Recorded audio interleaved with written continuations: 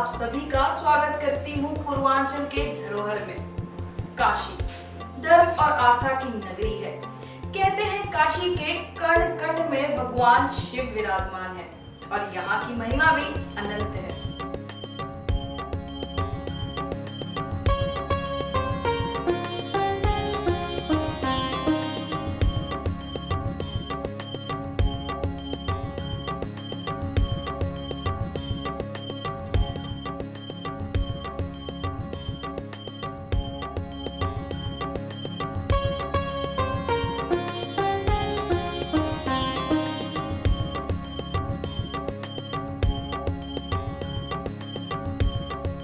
काशी को मंदिरों का शहर कहा जाता है और यहाँ गलियों से सड़क तक कई ऐसे मंदिर हैं जिनकी पौराणिकता और महत्व पुराणों में भी मौजूद है।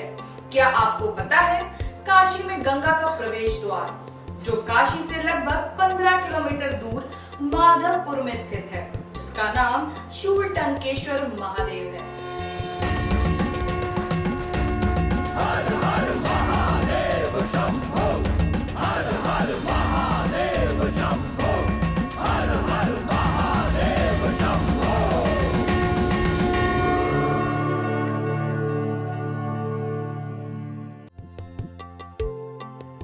इस मंदिर में मौजूद विशालकाय शिवलिंग दूर दराज से आने वाले भक्तों के सभी कष्टों का निवारण करता है।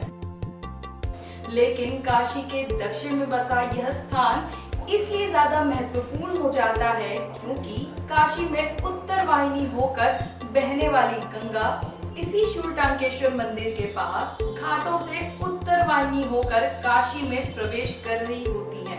ऐसा क्यों और क्या वजह है जो मां गंगा काशी में हुई उत्तर वाहिनी? इसी कड़ी से जुड़ी है इस मंदिर की पूरी कहानी और काशी से भगवान शिव का क्या जुड़ाव है।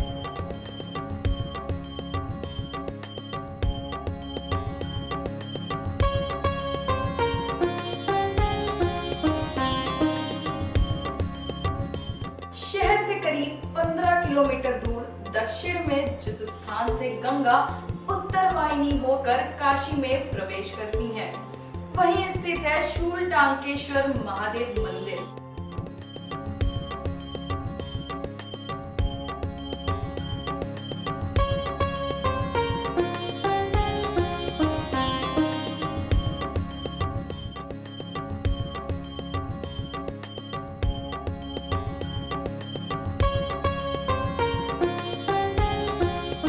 देखिए, शूलटंकेश्वर महादेव का मंदिर काशी से यहाँ से बनारस से हम समझते हैं 15-20 किलोमीटर दूर है।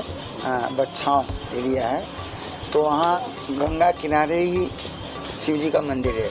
उनका नाम शूलटंकेश्वर महादेव पड़ा है। वहाँ जब गंगा जी आई तो उधर से होते ही शूलटंकेश्वर के धारा देते हुए काशी में आके उत्तर वाहिनी हो गई।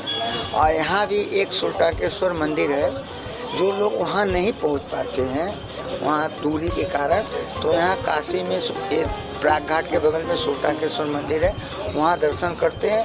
उतने ही पुण्य लाभ वहाँ भी मिलता है। स्कंद पुराण में भी है, काशी खंड में भी है शूलटंकेश्वर महादेव का। हाँ, यहाँ बनारस में जो शूलटंकेश्वर महादेव इनका भी है। ये भी 12 ज्योतिर्लिंग में आते हैं। मंदिर के ऐतिहासिकता के अनुसार इस मंदिर का नाम पहले माधव ऋषि के नाम पर माधवेश्वर महादेव था। भगवान शिव की आराधना के लिए उन्होंने ही इस लिंग की स्थापना की थी। यह बात गंगा अवतरण से पूर्व की है।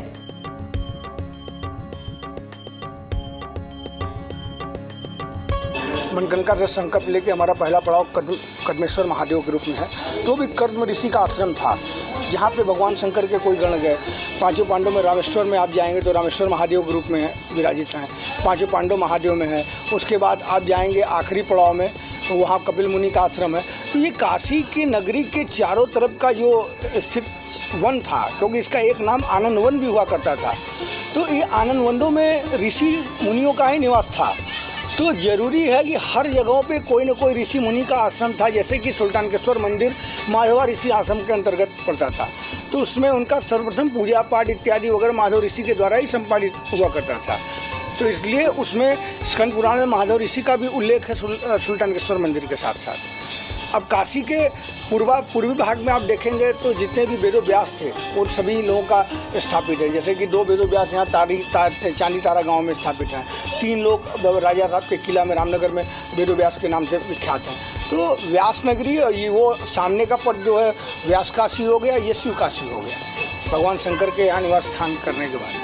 तो चलिए पहले जानते हैं हम माँ गंगा का अवतरण धरती पर कैसे हुआ। ऐसी मान्यता है कि पृथ्वी पर गंगा का अवतरण राजा भागीरथ के कठिन तप से हुआ, जो सूर्यवंशी राजा तथा भगवान राम के पूर्वज थे। जब राजा सगर ने अपना 100वां अश्वमेध यज्ञ किया तो इंद्रदेव ने अपना राज्य छिन जाने के भय से भयभीत होकर उस घोड़े को कपिल मुनि के आश्रम के पास छिपा दिया।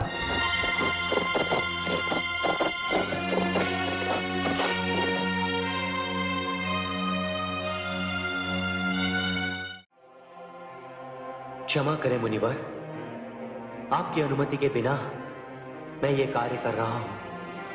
मेरी विवशता है, मुझे क्षमा कर दीजिए। राजा सगर के 60,000 पुत्रों ने घोड़े की खोज करते हुए तप में लीन कपिल मुनि को परेशान एवं अपमानित किया।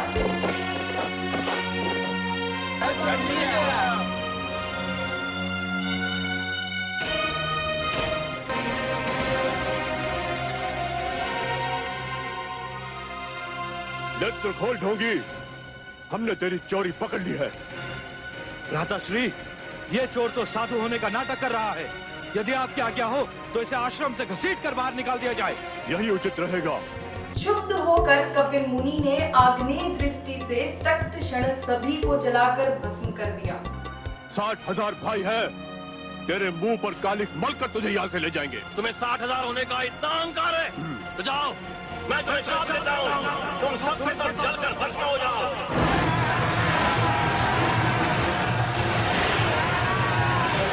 क्षमा याचना किए जाने पर मुनि ने बताया कि राजा सगर के पुत्रों की आत्मा को तभी मुक्ति मिलेगी जब गंगा जल उनका स्पर्श करेगा। सगर के कई वंशजों द्वारा आराधना करने पर भी गंगा ने अवतरित होना अस्वीकार कर दिया।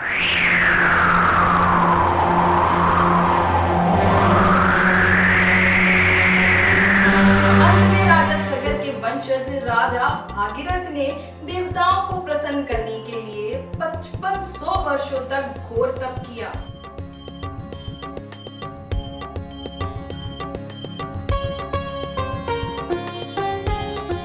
उनकी भक्ति से खुश होकर देवी गंगा ने पृथ्वी पर आकर उनके शापित पूर्वजों की आत्मा को मुक्ति देना स्वीकार कर लिया।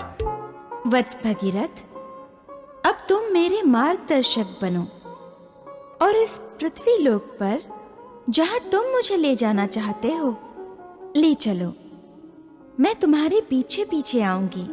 जैसी आपकी आज्ञा गंगा मैया। देवी गंगा के पृथ्वी पर अवतरण के वेग से भारी विनाश की संभावना थी और इसलिए भगवान शिव को राजी किया गया कि वे गंगा को अपनी जटाओं में बांध लें।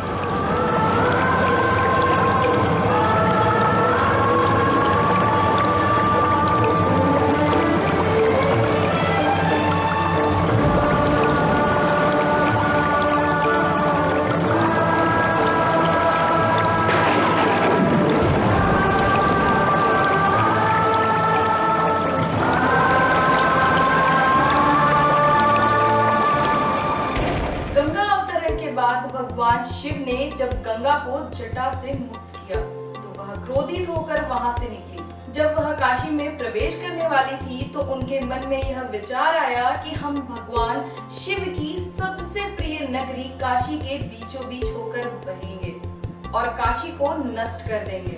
भगवान शिव को जब यह पता चला तो उन्होंने माँ गंगा को काशी के दक्षिण में ही त्रिशूल फेंक कर रोक दिया।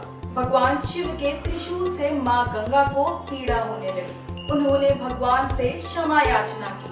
भगवान शिव ने गंगा से यह वचन लिया कि वह काशी को स्पर्श करते हुए प्रवाहित होंगी। साथ ही काशी में गंगा स्नान करने वाले किसी भी भक्त को कोई जलीय जीव हानि नहीं पहुंचाएगा।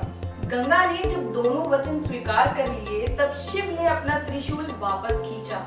साथ ही काशी में गंगा स्नान करने तब यहाँ तपस्या करने वाले ऋषियों मुनियों ने इस शिवलिंग का नाम शूलटंकेश्वर रखा।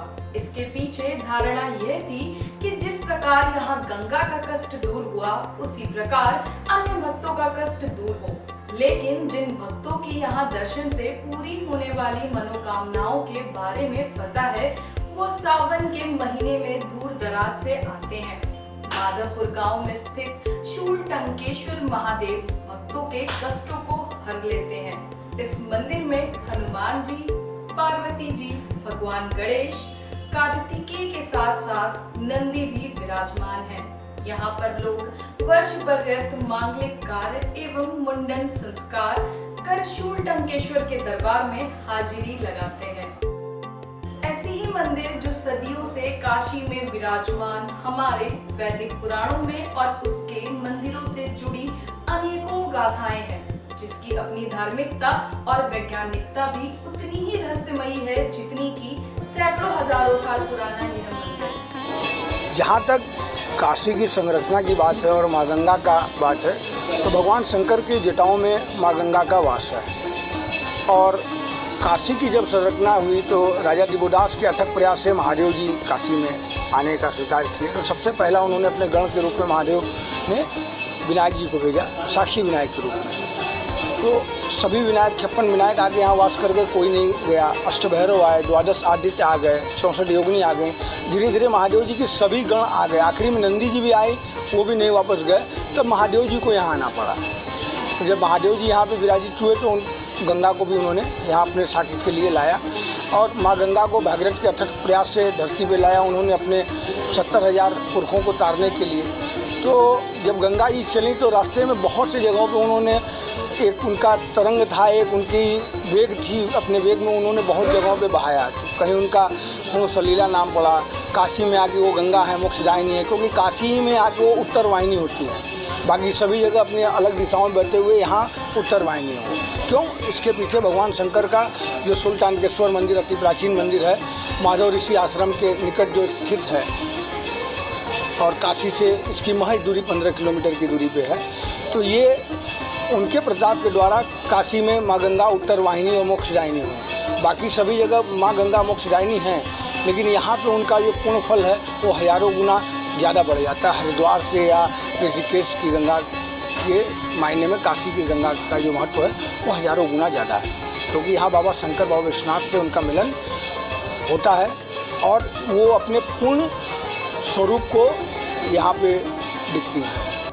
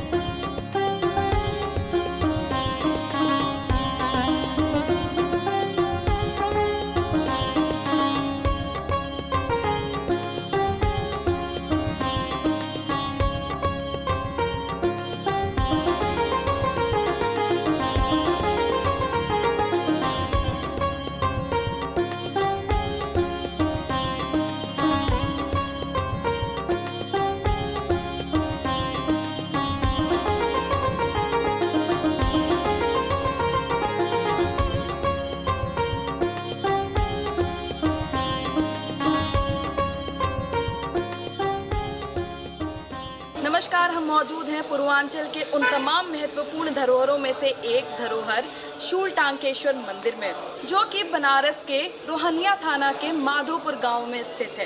तो आइए चलिए हम जानते हैं इस मंदिर की खासियतें और बात करते हैं इस मंदिर के पुजारी से। ये मंदिर बहुत प्राचीन है। ये गंगा अवतरण के पहले का माना जाता है और यहाँ पे पहले माधवेश्वर ऋषि रहते थे। तो माधवेश्वर ऋषि ने यहाँ पे कुछ वर्ष तपस्या किया, तो उनकी तपस्या से प्रसन्न होकर के भगवान शिव ने उन्हें साक्षात अपना दर्शन दिया। जब भगवान शिव ने उन्हें दर्शन दिया तो ऋषि से पूछे कि जो भी ऋषि महर्षि लोग पूजा पाठ तप जप करते हैं तो अपने मन में एक मनोकामना रख करके आपकी क्या इच्छा है। तो ऋषि ने कहा, प्रभु मेरी इच्छा यही है कि मेरे नाम से लोग आपको जानिए। तो भगवान शिव ऋषि के तपो पूजा पाठ से प्रसन्न होकर के उस समय उन्होंने कहा चलिए ठीक है। तो उस समय इनका नामकरण ऋषि के नाम पे माधवेश महादेव पड़ा और आज भी इस गांव का नाम ऋषि के नाम पे ही माधोपुर है। लेकिन जब गंगा जी आई हैं तो भगवान शिव ने त्रिशूल से रोक करके यहीं से उनको उत्तर वाहिनी किए हैं। और दूसरा वचन उनसे ये लिए कि काशी में आपको उत्तर वाहिनी बहना है। और तीसरा वचन ये लिए कि काशी में जैसे हर जगह जल में, अन्य जगह जल में मगर घड़ियाल वगैरह पाए जाते हैं या रहते हैं, तो काशी में भी रहें लेकिन इसका नुकसान किसी भक्त को न पहुँचावे। और तीसरा शर्त ये लिए है कि काशी में कितना भी बड़ा आंधी तूफान या बाढ़ कुछ भी हो जाए, आपको ऊपर नहीं आना है। ये सब शर्त लेने के बाद अपना त्रिशूल जब वहाँ से पुनः हटा करके दूसरे जगह स्थापित किए हैं, तो उस समय जो ऋषि महर्षि लोग यहाँ पे उपस्थित थे तो उन लोगों ने दोबारा इनका नामकरण शूलटंकेश्वर महादेव रखा त्रिशूल की वजह से। पंडित जी, हमें ये बताइएगा कि यहाँ पे कहाँ से दर्शनार्थी आते हैं दर्शन करने? यहाँ पे देखिए बहुत दूर दूर से लोग आते हैं, यहाँ तक कि विदेश से भी, जैसे अमेरिका, रूस, जापान, फ्रांस, इंग्लैंड से भी फार्मर लोग भी आते रहते हैं। और ख़ास करके उत्तर प्रदेश के तकरीबन हर ज़िले से यहाँ पर श्रद्धालु आते हैं।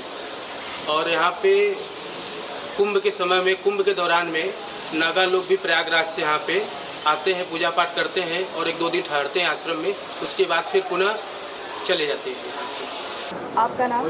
बनारसी लाल सिंह। हमारा घर बगल में है, मंदिर पर हमेशा रहते हैं और फूल प्रसाद का दुकान मेरा है। और मेला यहाँ सिराज को बहुत काफ़ी भीड़ होता है, कम से कम 1-1.5 लाख आदमी का भीड़ होता है। और सावन में हर सोमवार को 25,000-30,000 की भीड़।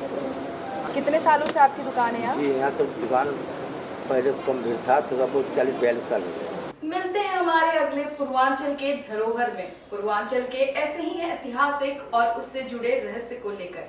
तब तक सब्सक्राइब, लाइक, शेयर करते रहिए पूर्वांचल के धरोहर डन काशी के YouTube चैनल पर।